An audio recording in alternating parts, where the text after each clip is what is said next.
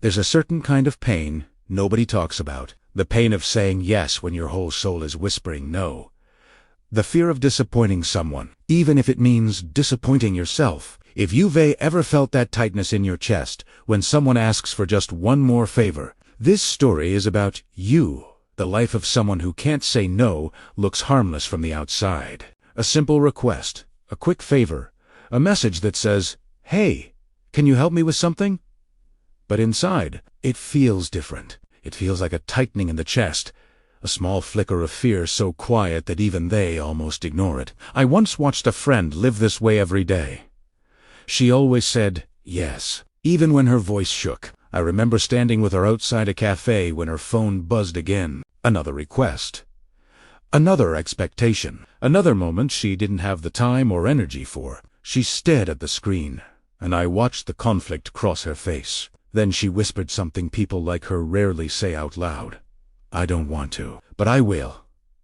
That line stayed with me, because it wasn't just about her. It was about millions of people quietly living the same way. This isn't a story about being nice. It is about the deep psychology behind why so many people feel incapable of saying no, even when their whole body begs them to. It's about the constant tension between wanting to protect your peace and fearing what might happen if you disappoint someone. Most people think this is harmless, just a personality trait, but look closer, and you'll see it's shaped by years of emotional patterns, childhood conditioning, and the heavy pressure of needing to be accepted. For many people, saying no doesn't feel like a choice. It feels like survival. It feels like the only way to keep the world predictable.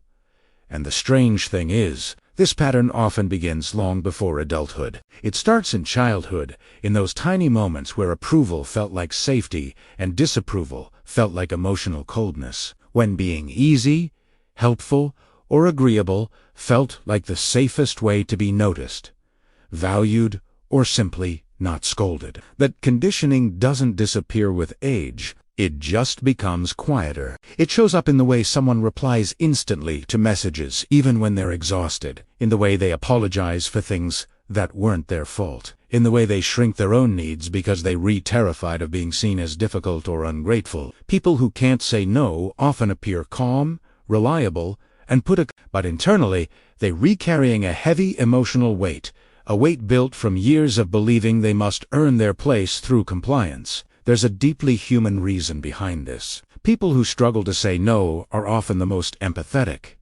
They feel other people's emotions intensely. They anticipate disappointment before it even happens. They imagine a whole storm of reactions that probably won't occur, but feel real because of old emotional memories. This isn't weakness.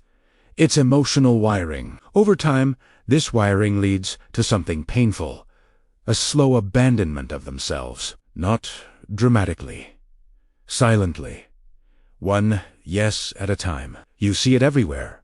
In friendships where they always show up even when they're drained. In relationships where they carry more emotional labor than they can hold. In workplaces where they accept every task because they fear being seen as not dedicated enough. These moments pile up until their life becomes shaped more by obligation than intention. People who can say no often grew up believing that affection was conditional, that being cooperative was the safest way to be loved or noticed. And even now, the brain still believes that saying no is dangerous. Not because it is, but because once upon a time, it felt that way. There's a heaviness in realizing this. A heaviness in finally understanding that your inability to say no isn't a bad habit. It's a psychological survival instinct formed long before you ever had a choice. People who can't say no feel responsible for the emotional climate around them.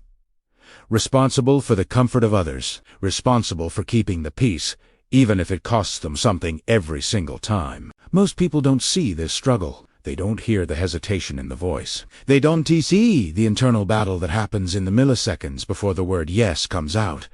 But people who live this way know that moment well. The pause, the breath, the quiet surrender. There's a fear beneath it all, a fear of being seen differently, less favorably, less palatable. Because when your identity becomes tied to being agreeable, saying no feels like tearing down the version of yourself others depend on. Over time, this creates a deep loneliness. A loneliness where a person is surrounded by people, yet completely disconnected from themselves. They forget what they want. They forget what they enjoy. They forget what their preferences even feel like. And when they finally try to say no, the guilt hits hard. Even when the no is valid, even when the request was unfair, even when they re-drowning in exhaustion, that guilt isn't about the moment. It's about the identity they've built around always being available. There's a unique kind of invisibility that comes with being the dependable one. People thank you, but they rarely check on you. People rely on you, but they rarely ask what you need. People lean on you, but they rarely consider the weight you're carrying. And you don't say anything, because saying something feels like breaking the unspoken agreement. I'll be easy. I'll be agreeable. I'll carry everything quietly. But everyone, even the strongest person, has limits.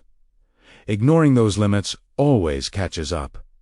It shows up as burnout, as irritability, as emotional numbness, as resentment you don't want to feel. The truth is, someone who never says no becomes invisible in their own life. They shrink themselves to fit into everyone else's expectations. But here's the turning point. The moment everything begins to change. When someone says no for the first time in their life, their voice feels unfamiliar. Their chest tightens. Their mind panics. But then something incredible happens. The world doesn't fall apart.